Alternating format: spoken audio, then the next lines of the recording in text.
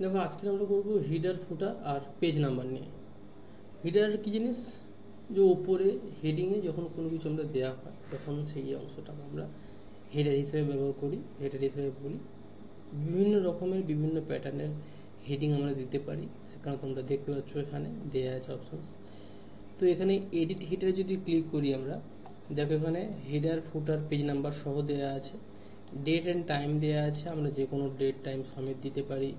Quick পার্সে গিয়ে আমরা document property গিয়ে আমরা কোনো অথরের নাম দিতে পারি, কোন ক্যাটাগরিতে কী দিতে পারি, কমেন্টস কী দিতে পারি, কোম্পানির নাম দিতে পারি, ইভেন কোম্পানির ইমেলটাও আমরা এখানে দিতে পারি। তো এটা চলে আসলো। দেখো এরপরে দেখো পিকচার, আমরা এখানে যে কোনো পিকচার দিয়ে দিতে পারি, ইনসার্ট করে দিতে পারি, এটাকে ছোট করে দিতে পারি কন্ট্রাস্ট করে। এবার দেখো এর যে সমস্ত ব্রাইটনেস থেকে শুরু করে যা এই সমস্ত কিছু আলোচনা আগে হয়ে গেছে, তাই আমি আর আলোচনা করছি না। যারা সিরিয়ালি পরপর ভিডিওগুলো দেখে এসছো, তারা দেখেছো ভালো করে, এইগুলো সমস্ত কিছু নিয়ে আমাদের আলোচনা হয়ে গেছে। তো আমরা আবার ফিরে যাব হেডারে। দেখো আমাদের ক্লিপার, সেই একইভাবে ক্লিপার এখান থেকে টাইগার বা গার্ল বা বয় যা কিছু সার্চ করবো এখানে গো করলে চলে আসবে, সেটা এখানে দিলে সেটা এখানে চলে আসছে। তো এগুলো সব তোমরা দেখতে পাচ্ছ, এগুলো সব নিয়ে আগে আলোচনা হয়েছে, তাই এগুলো আলোচনা করছি না। যারা দেখোনি আগে, আগের ভিডিওটা অবশ্যই করে দেখে নেবে। আমরা আবার চলে এলাম। দেখো এখানে এবার গো টু ফুটারে, ফুটারে গেলে আমরা জাস্ট যেটা হেডিং উপরে হয় সেটা নিচে হবে ফুটারের ক্ষেত্রে, নিচের ক্ষেত্রে। প্রিভিয়াস সেকশানে এটা গেলে আমরা আর সেকশানে চলে যাব, এটা গেলে আমরা নেক্সট সেকশানে যাব। আমরা যেহেতু আমাদের একটাই ফুটার হচ্ছে, একটাই হিডার হচ্ছে, তাহলে আমাদের নেক্সট যাওয়ার কোনো প্রশ্ন আসছে না।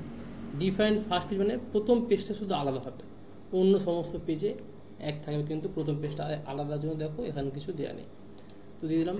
এবার আছে অড পেজে আলাদা হবে, ইভেন্ট পেজে আলাদা হবে। এটা করলে অড পেজে আলাদা হবে এবং ইভেন্ট পেজেও আলাদা দেখা যাবে। ডকুমেন্ট শো যদি করা হয় তাহলে এখানে দেখো একটা ডকুমেন্ট যেটা ছিল সেটা পুরো উঠে গেছে, আবার এটা আনলাম।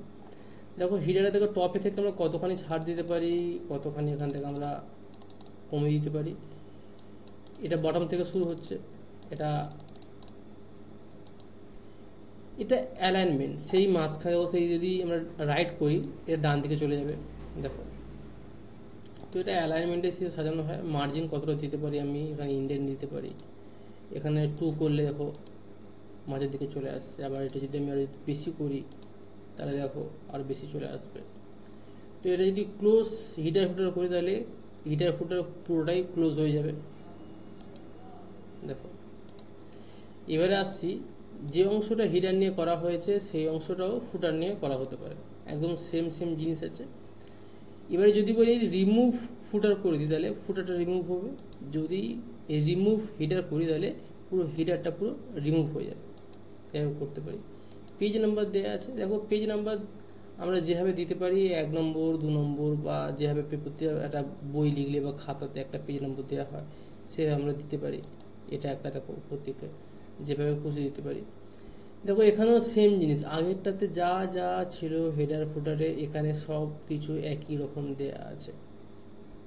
Date and time, quick parts, picture, clipper, আমরা যা যা কিছু আলোচনা করতে পারি সবই সেম দেওয়া আছে। তাই এখানে দ্বিতীয়বার আলোচনা বেশি ভিডিওটা বড় করছি না। এখানে পেজ মার্জিনে আমি কোন খাতে দেবো, দেখো এখানে দেখো যদি দিই তাহলে এখানে হতে পারে।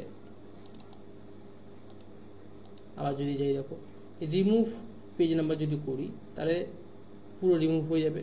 কারেন্ট পজিশন কোন জায়গায় আছে দেখো সেটা আমি দেখে নিতে পারবো, এই ধারে আছে। এইভাবে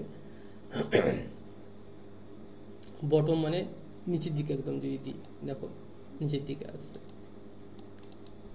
তো এইভাবে আমরা আজকে আলোচনা করলাম হিডার ফুটার এবং পেজ নাম্বার নিয়ে। পেজ নাম্বার কেন দেওয়া হয়, যখন কোনো বই খাতা লেখা হয় কত নম্বর পেজ সেটা সুবিধার জন্য পেজ নাম্বার দেওয়া হয়।